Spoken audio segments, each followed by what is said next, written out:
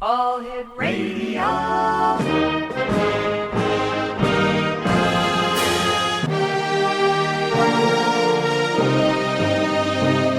Welcome to the X Zone, a place where fact is fiction and fiction is reality. Now, here's your host, Rob McConnell.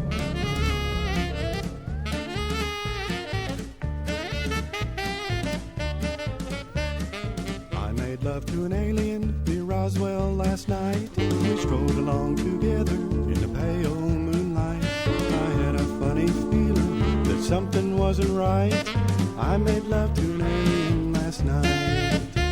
When she gripped my hand, I was feeling mighty fine, but her fingers with mine would not intertwine. When I bent down and gazed into her eyes, they were big as donuts and blacker than the sky.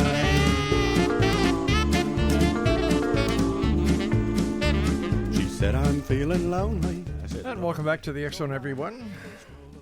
And to the X Zone, everyone. I am Rob McConnell, coming to you from our broadcast center and studios in St. Catharines, Ontario, right here on your hometown radio, Classic 1220. And we are streaming around the world on classic1220.ca. My guest this hour is Lieutenant Colonel Kevin Randle, PhD, retired this hour. He is the host of A Different Perspective on the X Zone Broadcast Network. And it's always a great pleasure to have Kevin with us. And Kevin, how are you doing tonight, my friend? I'm doing great. How about you? Any better, and I just couldn't take it any better, and I would give the Ontario government back my OHIP card. I have no idea what that means. Okay, the OHIP card is your healthcare card. See, as long as you have a healthcare card, you don't have to pay for doctors and so on and so forth here in Ontario. Okay, so much for that. Good talking to you, Kevin. By the way, Kevin's show, A Different Perspective, is heard right here on the X Zone Broadcast Network at www.xzbn.net. His website is kevinrandle.blogspot.com. Kevin, is there anything new, thrilling, and exciting in the world of ufology? There are things going on that hint at wonderful things happening, but they just never seem to happen. The European Union, I think, has gotten together just last week or the week before to discuss the problem with UAP, which we all know are UFOs. Right. And suggesting that they need to cooperate in an investigation and eliminate the ridicule that seems to descend on the subject all the time, and allow pilots and others to report UFOs without fear of ridicule. But there again, we're in the discussion stages and nobody's done anything. That's where we've been basically for 70 years. Most recently, after the Navy cockpit videos were leaked into the public arena, we had all this information about disclosures going soon. And here we are, 7 years later, and basically they're still discussing on how they're. So there's movement here and there, but it seems to be stymied. In the U.S., for example, they've shelved some of the discussion. Sean Kirkpatrick, who was the head of APRO, said there was nothing to it just a couple of weeks ago, but forward as if we're going to investigate it. And I'm thinking, if we're in that position and the scientists being identified to investigate the topic believe there's nothing to it, how legitimate is the discussion going to be? I think that's where we are. To people like the independent UFO researchers, such as myself and Don Schmitt, and I can others like that, the Scientific Coalition for Study of UAP, trying to bring science to the study of UFOs, is moving forward, but at a snail's pace. So there's stuff going on. Some of it is kind of exciting. Some of it is kind of boring. I was over at your blog earlier this evening, and you had some very interesting to say about David Grush. Yeah, I was been contemplating that posting for a long time. I had some information to suggest what some of Crush's sources could be, connections through the Skinwalker Ranch and the people out there, and I know who some of those people are.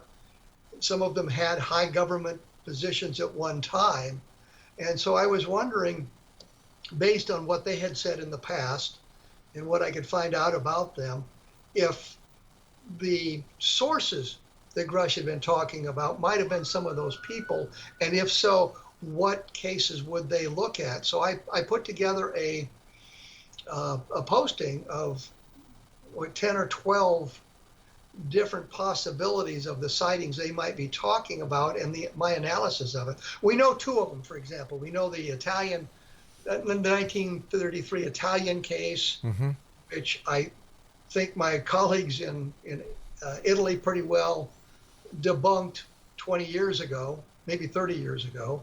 And he mentioned the Roswell case, which is so well known now. It was actually the answer on a Jeopardy question. So it's infiltrated the public arena. And so I was looking at that sort of thing and what some of these other people said, and I was thinking of, they may be talking about the Aztec crash, Ubatuba, Brazil, where metallic debris was allegedly found. Just a whole list of cases like that. The Del Rio case, Shag Harbor there in Canada, I think, which is an important case because there's a lot of documentation. Jacques Vallée's book on the Trinity investigation, the Aurora, Texas crash. And so it's a compendium of these crashes and a bit of analysis and links to additional information for anybody who would like to take a look at it. But when we look at David Grush and how he appeared himself and presented at the congressional hearings a couple of months ago, why didn't he come forward and actually say the cases that he was referring to, and why was everything as a third party? I think basically it's to make it more mysterious and more exciting. He kept saying, well, I can't talk about that because of the sources and the classification of the material. And as an intelligence officer, I know if I've received information through classified sources about an event, and there's a great deal of what we would think of as open source intelligence, which means the news media and that sort of thing, telling us basically the same story. I am obligated, because I learned of the event through classified sources, not to really talk about it.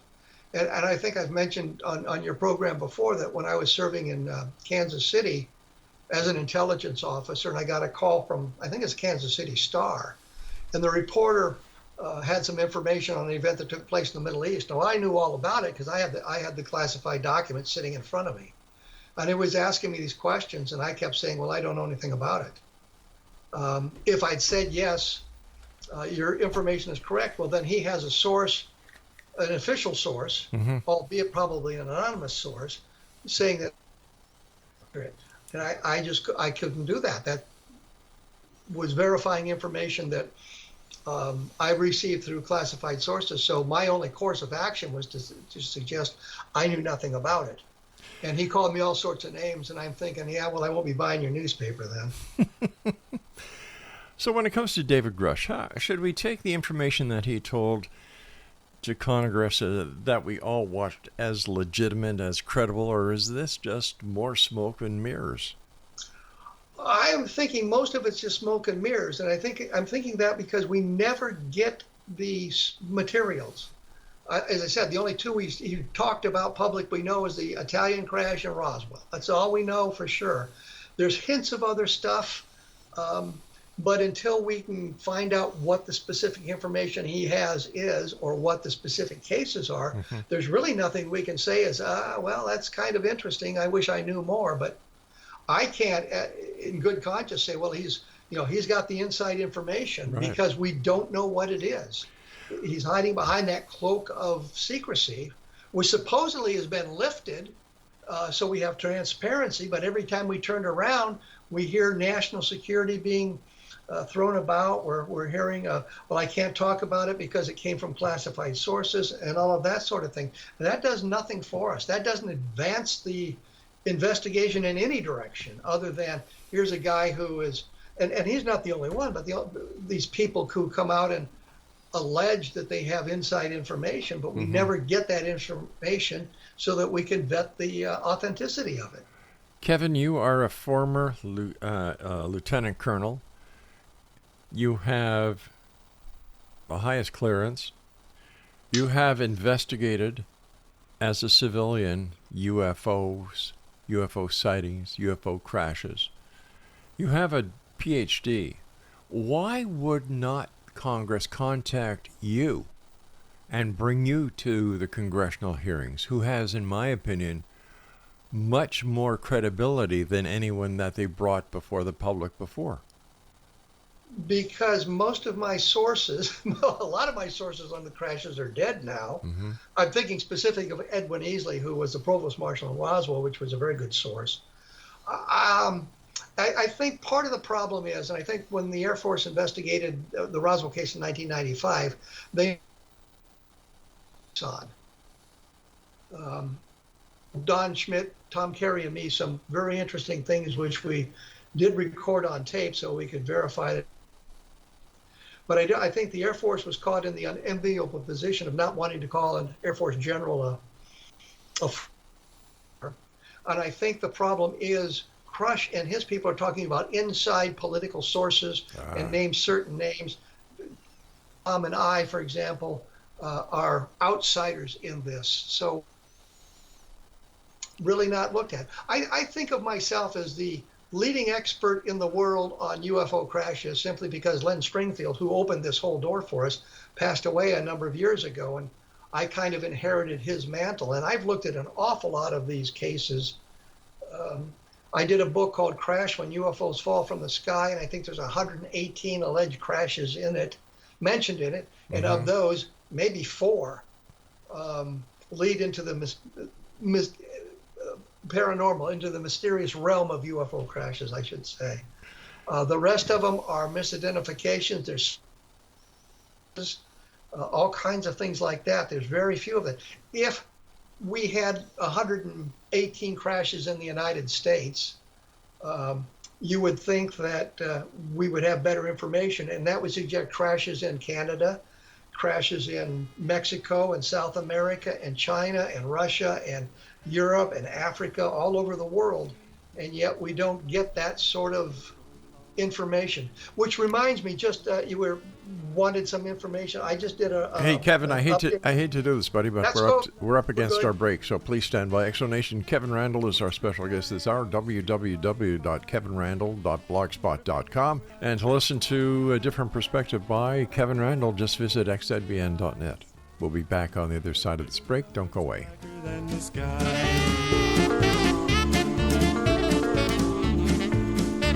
She said, I'm feeling lonely. I said, Lord, so am I.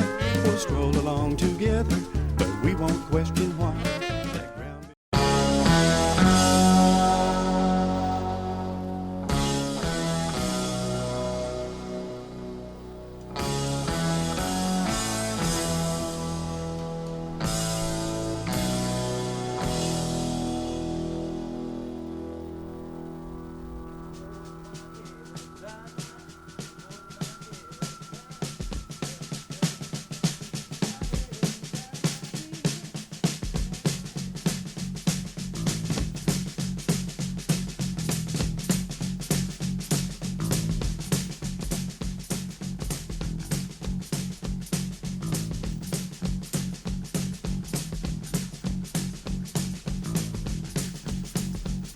I've been driving all night, my hands wet on the wheel. Welcome back, everyone. This is the X Zone. I'm Rob McConnell. By the way, if you're listening to us on your hometown radio, Classic 1220, and you decide to start dancing in your car, please pull over to the side of the road. And if you're in a restaurant listening to us on Classic 1220, here in St. Catharines, or streaming around the world at classic1220.ca, whatever you do, don't get up on the tables. I'm kind of tired of having to explain to the police as well as restaurant owners why you're doing what you do. But you know what? It's worth it because you guys are the members of the Exo Nation. My guest this hour, Dr. Kevin Randle, PhD, former Lieutenant Colonel. We're talking about UFO crashes. We were just talking about the congressional hearings, or the congressional lack of hearings, I should say. David Rush and others who have gone before Congress. We never learned anything that we already didn't know, Kevin. Well, that's the whole point. Would hint at inside knowledge, but he wouldn't give us any of it. And he made one of the points he made that seems to be overlooked in this is he said he'd never seen anything himself. He didn't know any. He was not a witness to anything. He was getting information from other people. And I'm thinking, again, to mention Don Schmitt and Tom Carey and me, for example, in our investigation of the UFO crashes, we not only named names, we presented documentation. We had all of that material available if anybody cared to look at it. And I think the problem is we're just not in the right circle of influence to be called before Congress. And yet we could speak to an awful lot of these things with a certain credibility. I was thinking about one of the congressional hearings where the two people being grilled by the congressional representatives demonstrated a real lack of knowledge what had gone on in the past. And one of the congressmen who seemed to be well informed of this asked about the Malmstrom Air Force Base, where the missile flight was shut down by some outside force. I mean, there's no question that this flight of missiles was shut down by an outside force, which is supposedly was impossible to have happen, but it happened. And both of those guys said, well, we don't know anything about that. And then later on, one of them said, well, he'd heard something about it. But here's a case that the Congress knew more about the supposed investigators. The Malmstrom case happened, I think, in 1967. Project Blue Book investigated, but it was sightings in Belt, Montana. Malmstrom is in the Belt, Montana area, and the missile fields are scattered all over Montana. You know, the missile site could be 100 miles from the base. And here is something that was very important. I could have discussed that with the guys because I talked to people who were there at the time, and I talked to people from Belt, Montana, who witnessed the UFO and the investigation that took place that resulted in physical evidence being left behind in the form of landing traces near Belt, Montana. So I just wonder about the caliber of some of the witnesses, and I wonder about the caliber of some of the alleged investigators, the governmental investigators who were authorized to look at this stuff. In your opinion, Kevin, was the event at Malmstrom Air Force Base caused by an ET or a foreign power? Sean Kirkpatrick, in his 64-page report, kept talking about off-world entities, which I embrace because it reminds me of Blade Runner. But the problem there is the Air Force investigation suggested there was no connection between the shutdown of the missiles and the UFO sightings. And yet, according to some of the witnesses, and I think Robert Hastings talked to an awful lot of them and got some additional information, suggested at one point there was a big UFO outside one of the control facilities. So there were sightings that were made at the same time as that. And were they the cause of the missiles being shut down? The Air Force said no, it was some kind of an internal glitch that caused the shutdown of the missiles. Hastings in his work has talked to several, and I've talked to him as well, some of these people who worked at other, or were in other missile fields and had UFO experiences that suggested, if nothing else, an observation of our atomic strike force. So there is that information out there, anecdotal though it may be, but it's from the people who were involved. And I can't see some of these guys talking about it even today the world today with the ridicule curtain up, because it just kind of brings infamy to those guys. But Hastings in his book talked an awful lot about the missileers that he'd talked to, who alleged that these UFO sightings took place. So we do have those from Maelstrom at the time, and that was the purpose of the Belt Montana. Same time in the same area, and there were guys, Air Force people, who talked about interaction with the UFOs, meaning at one point, I think one of the security police vehicles was stalled by the close approach of a UFO. So we've got that kind of information, and the Air Force, of course, denied that it had anything to do with the shutdown of the missiles. Kevin, is there any record of the same thing happening in other countries like China, Korea, Russia, or was this something unique to the United States? You mean UFO sightings? Or... At missile silos and shutting down missile silos. Well, we don't have good information from China, obviously, or from North Korea. But how about Great Britain, Australia? Well, we do have some information where similar things have happened. Okay. Rendlesham Forest, for example, in 1989, where they had the UFO just outside the base in Rendlesham Forest. It was the Bentwaters base. Right. And one of the objects was seen over their weapon storage facility. So yes, we do have those sorts of things from other countries. Some of it's limited because these really are kind of events that impact national security. I mean, you're talking about interference with the missiles or the atomic weaponry and that sort of thing. So of course, that was why the Maelstrom information, when the Condon Committee showed up at Maelstrom to investigate the Belt Montana sightings, and the investigator mentioned the missiles shutdown, he was told that's national security. I can't talk about that by,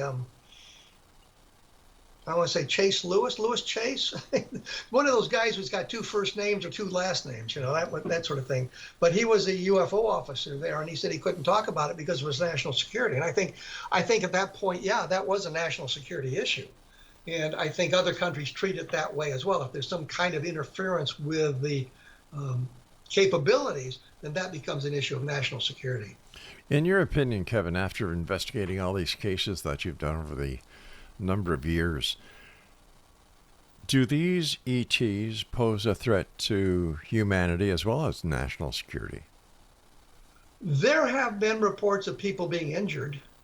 I think of the Cash Landrum sighting from about the same time as Bentwaters, where the two women and one of the woman's grandsons saw a diamond-shaped object glowing above the road, and they stopped their car. I don't know if it was stalled or if they just stopped it, and there was a great deal of heat. And later on, they manifested what sort of looked like radiation sickness, which is not that the UFO did anything to harm them purposely, but their close approach to that object resulted in some medical issues. I was thinking it was John Schuessler did an awful lot of work on that for MUFON and has published material on it, so you can find that on the internet. There's great controversy about whether or not the women suffered from medical issues prior to the sighting, and that the medical issues reported after the sighting were just a continuation of their poor health, or if it was exacerbated by the UFO, or these were new manifestations of medical trauma caused by a close approach of the UFO. So there is that controversy, and I know the skeptics, and the problem I have with some of the skeptics, the debunkers, is they know there is no such thing as UFO visitation, alien visitation, off-world visitation. Therefore, anything that suggests otherwise must be mistaken. And so we have to take a look at that whole kind of complex. Philip Klass, I think, went in the investigations knowing that it couldn't be anything alien because that just doesn't happen. So he would look for any little kind of crack that he could stick his knife into and pry apart to debunk the sightings. And oftentimes he got caught in his own miscalculations.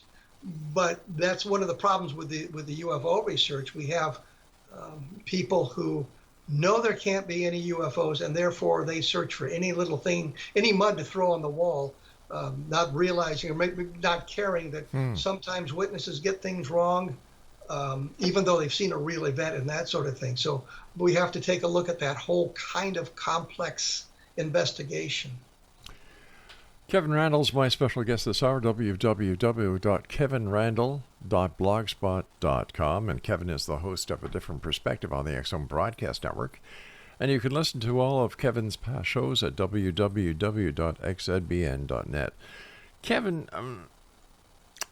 there's so much controversy about the UFO phenomenon. You know, there are those who are hardcore believers. There are those who are hardcore skeptics. When you look at the entirety of the phenomenon, I'm going to have to ask you to answer this question after the break because we're coming very close.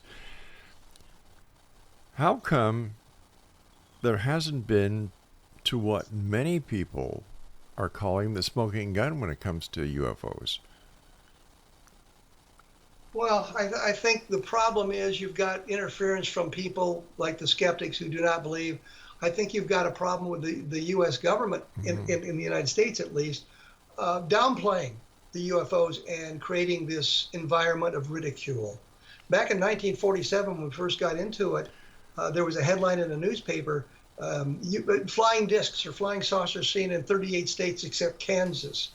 At the time, Kansas was a dry state, which meant there was no alcohol being purchased there, implying that people who saw flying saucers were drunk. All right, stand by, Kev. We've got to take a break. In X Zone Nation, Kevin Randle's our guest. KevinRandle.blogspot.com. I'm Rob McConnell. This is the X Zone. We're here Monday through Friday from 10 p.m. Eastern until midnight on your hometown radio, Classic 1220, and streamed around the world on classic1220.ca. Don't go away.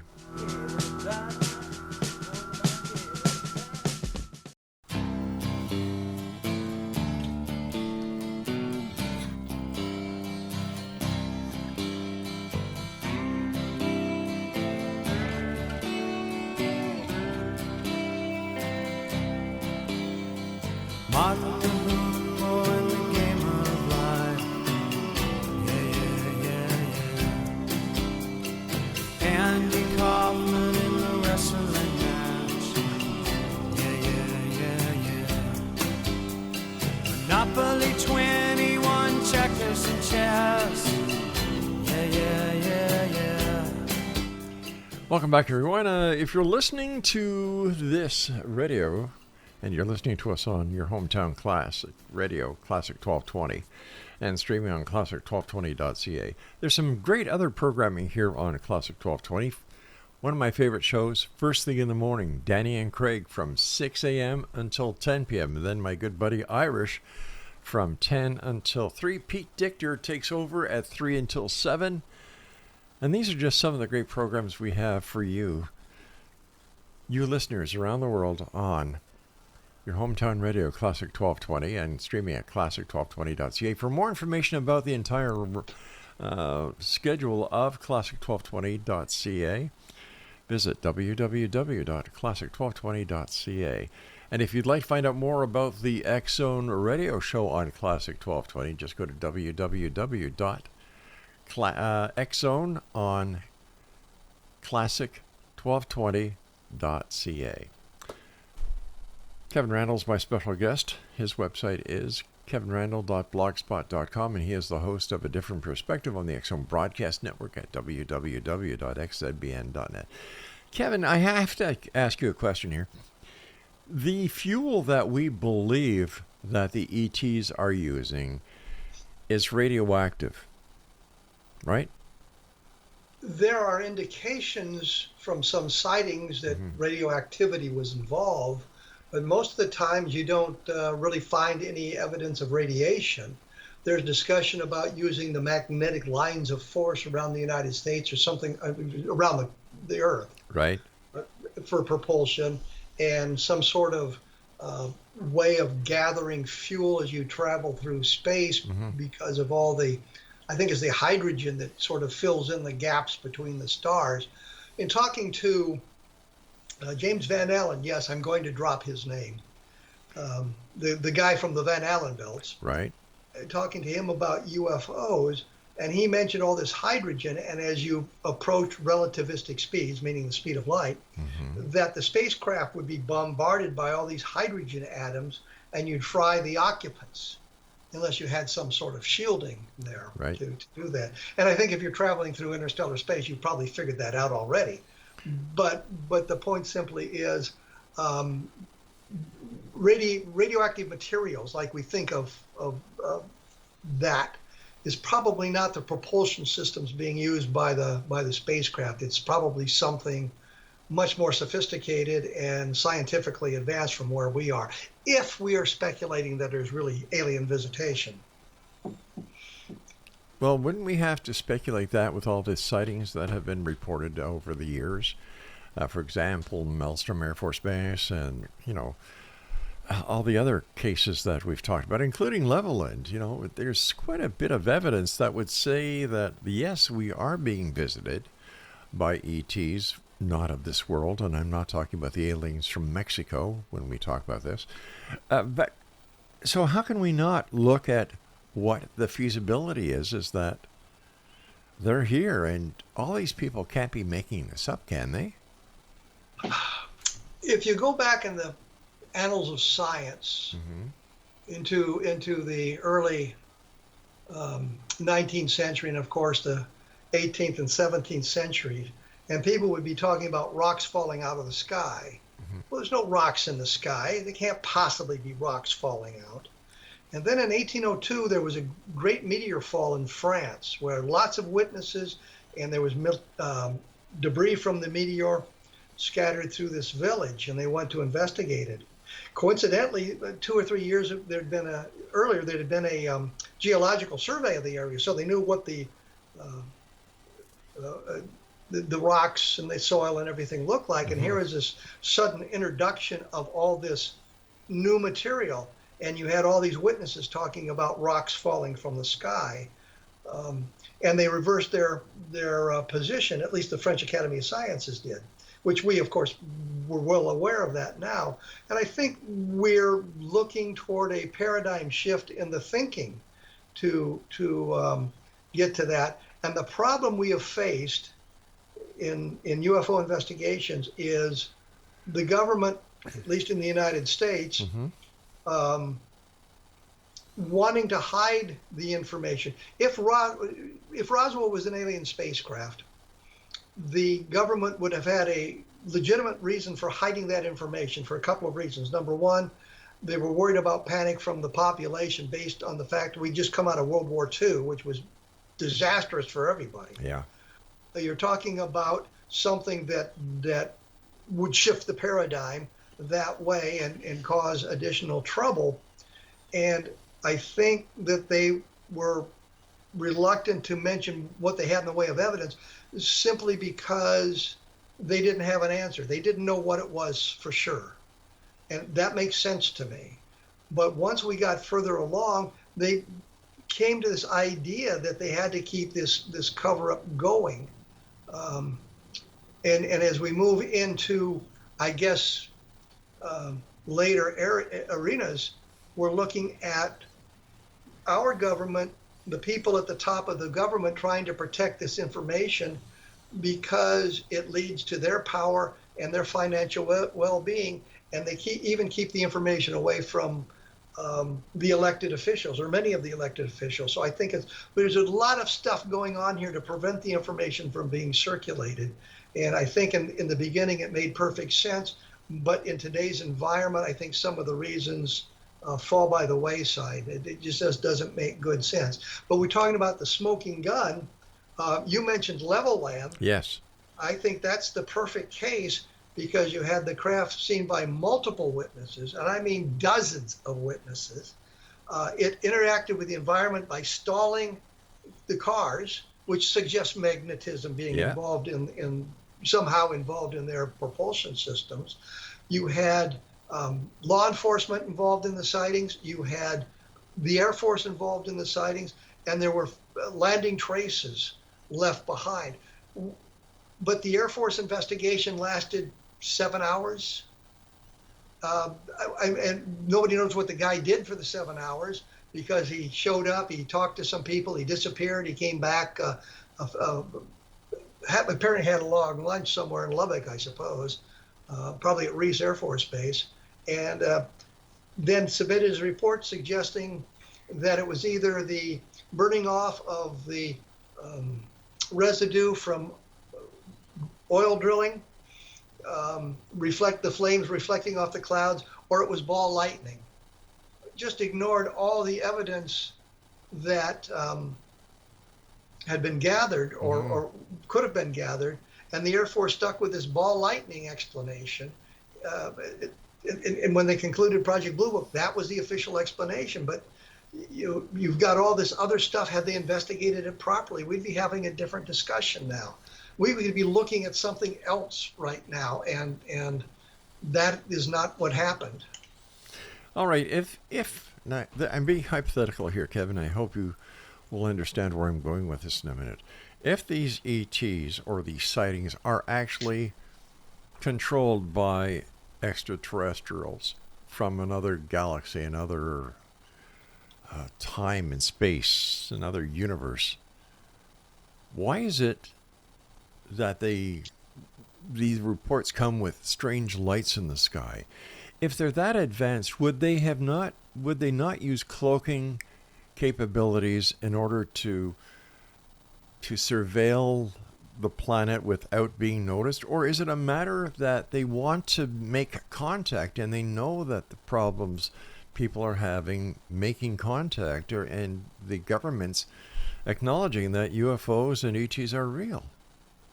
I've one of my favorite theories, and I want to state emphatically, I do not believe this is the truth. Okay. But what I always suggest is the crashes, Roswell was staged by the aliens in the most non-threatening way they could introduce themselves. Here's a wrecked craft and dead aliens. Well, we don't have anything to worry about because of that.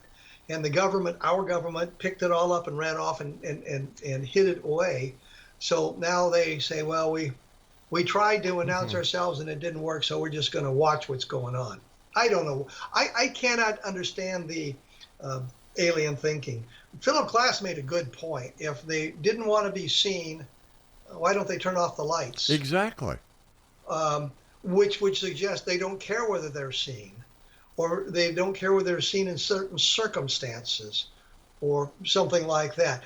I don't know the rationale of an alien mind, what their thinking is. We sometimes fall back on the prime directive, which is from Star Trek, of course, non-interference. You just observe, but you don't interfere. Well, of course, in Star Trek, they always interfered, but it was a whole other story. But so they're just observing, like an anthropologist would go to a primitive village and observe the way the indigenous people were living.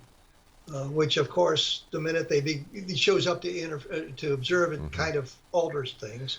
But I just really don't know why they haven't touched down at this point.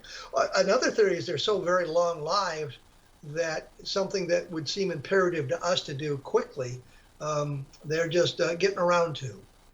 The way to end the controversy from their point of view is to land and say, here we are, right, and all the discussion changes. Yeah. But they may have some kind of rationale for not doing that at this point. I don't know. I've often wondered why they leave the lights on. That is one thing. If they don't want to be noticed, shut your lights off. You don't need landing lights if you're about 30,000, 40,000 feet, unless you're afraid of cracking into a commercial or military aircraft. You and I have to take our final break for this hour. Kevin, it's always great talking to you, and I want to thank you so much for taking time out of your busy day to join us here. And I must say that I thoroughly enjoy your show, A Different Perspective. You've had some great guests on. I know that you've got more great guests coming on. And just thank you for all the things you've done over the years, Kevin. Especially thank you for your service. Oh, thank you, Rob. I appreciate the kind words. They're only the truth, my friend. Exo Nation, Kevin Randle is our guest. kevinrandle.blogspot.com. And when we come back, we're going to be talking to Kevin about some of the books that he has available. He is he is a great author. I remember having Brad Steiger on the show with Kevin, and it was a toss-up to see who was going to outright who, and who had the most books. And I still can't remember who won that case. We'll have to talk to Kevin when we come back. This is the X Zone. I am Rob McConnell, and we're coming to you right here on the X Zone Broadcast Network on your hometown radio, Classic 1220, and streaming around the world on classic1220.ca. Don't go away.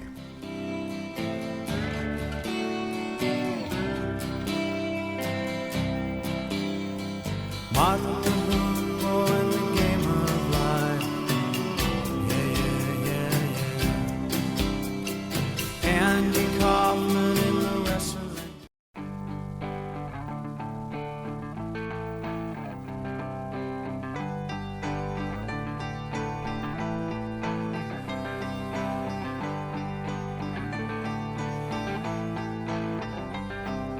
Closing time. Open all the doors and let you out into the world.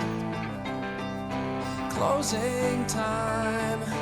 Turn all of the lights on over every boy and every girl. Closing time.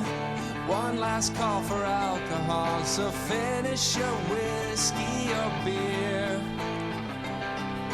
Closing time.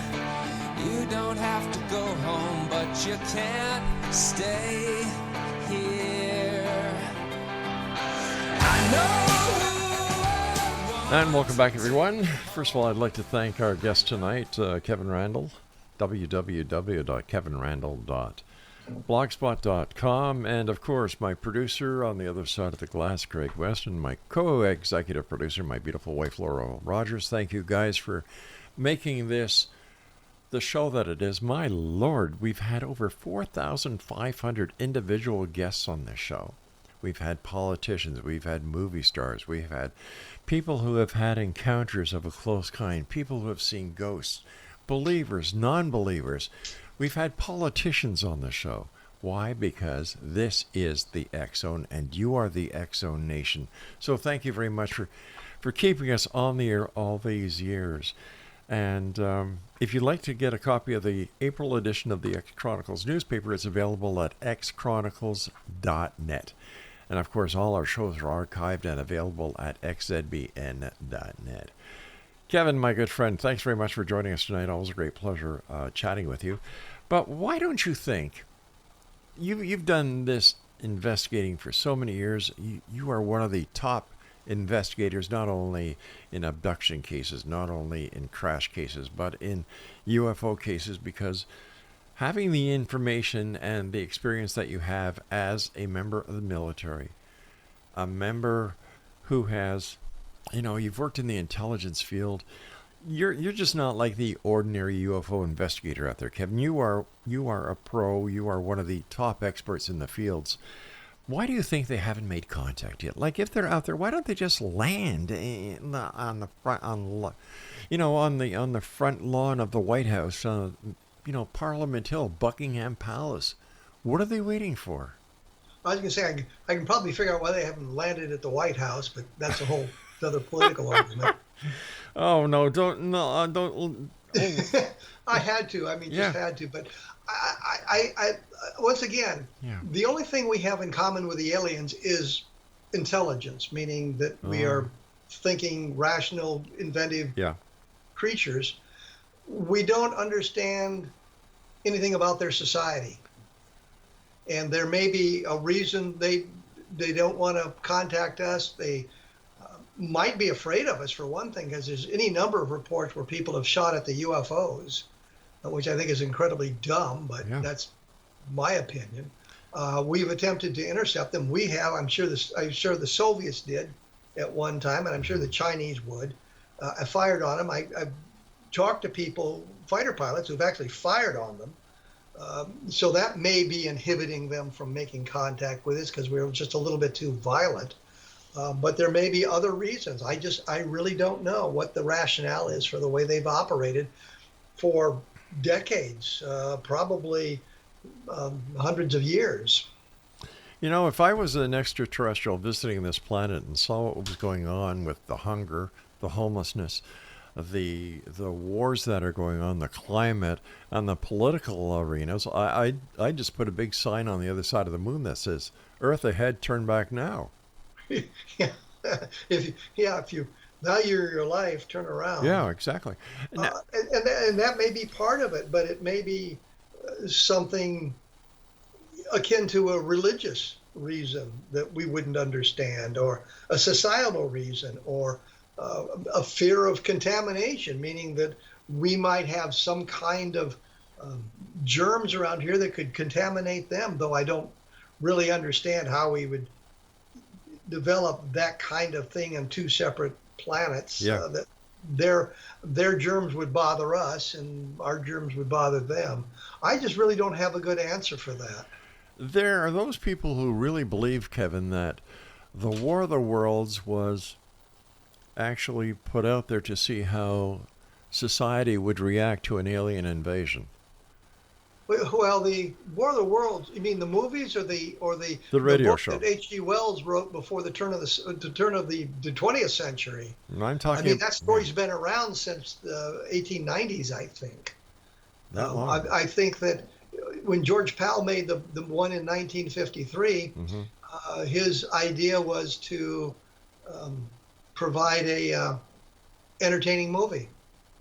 I'm not a fan of the Tom Cruise version, but I think that it's more entertainment than any kind of Hollywood message being sent out to either warn us or prepare us for the coming invasion. There are some movies you could make that argument for, I suppose, given the nature of them. But I think War of the Worlds was just a movie made for the entertainment purposes. I think that one of the movies that might portray the realistic aspects of it would be Close Encounters of a Third Kind. Again, that was Alan Hynek. Yes. Was the consultant on it, and he worked with Spielberg on that. But the movie opens where they find the 5 Avenger torpedo bombers that supposedly disappeared in the Bermuda Triangle. I say supposedly disappeared; they did disappear. But here are the 5 airplanes, suggesting that the aliens had taken those 5 airplanes and kept them for 30 or 40 years, and then suddenly they reappear on Earth with the crews. I believe that the Avengers crashed into the Atlantic Ocean based on the research that I've done and reviewing the records that are available, and the research that others have done. In fact, on my show, we talked to a number of the experts on the Bermuda Triangle when some of that came up, and got some very interesting perspectives. You might say a different perspective on the Bermuda Triangle.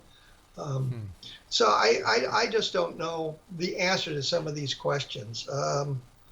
We're dealing with an alien race, an off-world race. So I don't know what their motivations may be. What is your take on reverse engineering? In your opinion, is there any proof that reverse engineering has actually been implemented into modern day computers or other means of propulsion? When you look at that question, you can usually trace the history of our inventions, that it doesn't seem to be a sudden quantum leap in an arena. The only thing I could think of is, well, there's actually 2 things. One is we only include into the composites we now use in building aircraft and spacecraft, the carbon-based composites and things like that are very lightweight and very strong. So we figured that out. But I think the technology, my opinion is the technology is so far advanced, we haven't figured it out yet. And the example I used to use, which was really perfect, was you take a VCR, video cassette recorder, a power pack, and a monitor back to Merlin Magician, and you show him this black ribbon and say, duplicate it. And to do that, he has to understand 2 things that are invisible: electricity and magnetism. He couldn't possibly do it, duplicate it with the cultural elements available to him in the Middle Ages. You have to have a certain level of technology to be able to figure that out. And I think if we've recovered a spacecraft and we haven't seen a migration of that into our world, then it's because we don't understand it. We have not figured out how it works yet. Or the other side is it's provided us with some clues that would push us ahead of our competitors in the world, and we don't want to give any of that away. So I think, there's two answers. I think the probable answer is we just don't have the technology to figure it out. And I think as our technology evolves, we apply it to the study of these things if we have them, but we just haven't gotten to the point where we can understand how these things work. We're coming up very short of time, Kevin, and I'd just like to share this with you, that earlier today my wife and I were watching Netflix, and there's a new series called Unexplained, The Unexplained Files, or Files of the Unexplained. Anyway, today we watched the first episode, and it was all about Calvin Parker. If there are abductions, Calvin Parker is the one I would believe that was abducted. I agree. His story is very incredible. I've done a book called 1973, which was inspired by my interview with Calvin Parker, and I talked to him on my show a couple of times. Calvin passed away not that long ago from cancer, which is unfortunate because he was a really down-to-earth guy. He wasn't the brightest bulb in the display, but I think he was honestly relaying what happened to him. And there's not only do we have the story told from his perspective, but Charles Hickson's perspective, but there were other people who witnessed this thing at the time and talked about it at the time, and there was an Air Force investigation at the time in 1973. My book, called cleverly 1973, is a compendium of all that sort of information. And the conclusion I have come to is if there is alien abduction, this is the one that proves it. It's funny because Charles Hickson and Calvin Parker seem to be two different types of characters. Hickson wanted to get out there, talk to the media. He went on all the TV shows and everything, where Calvin was laid back.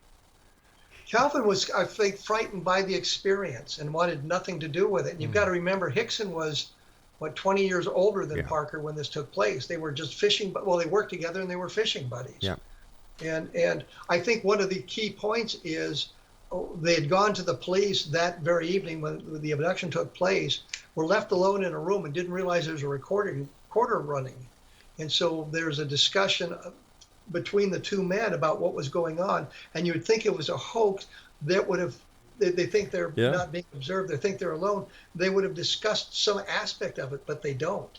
And I think that's a very powerful piece of evidence for the reality of that situation.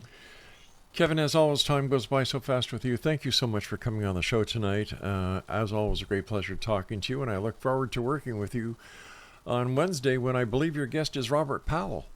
Yes, and he's got a new book out cleverly called UFOs, A Scientist Explains What We Know and Don't Know. And it's more of a scientific orientation. It's not really sightings and that sort of thing. It's kind of a look at how science can be applied to UFOs with mention of cases and things, how things could be improved. Kevin Randle's website is kevinrandle.blogspot.com. Kevin, take care of yourself. I look forward to speaking to you on Wednesday, my friend. Looking forward to it too, Rob. Thank you. Take care, Kevin. And Exonation, I'll be back tomorrow night at 10 o'clock as once again we cross the time-space continuum to this place that I call the X Zone. It's a place where people dare to believe and dare to be heard, Monday through Friday from 10 p.m. until midnight, right here on your hometown radio, Classic 1220, and streaming at classic1220.ca. So until tomorrow night, my friends, remember to always keep your eyes to the sky and your heart to the light. I'm Rob McConnell. Good night, everyone.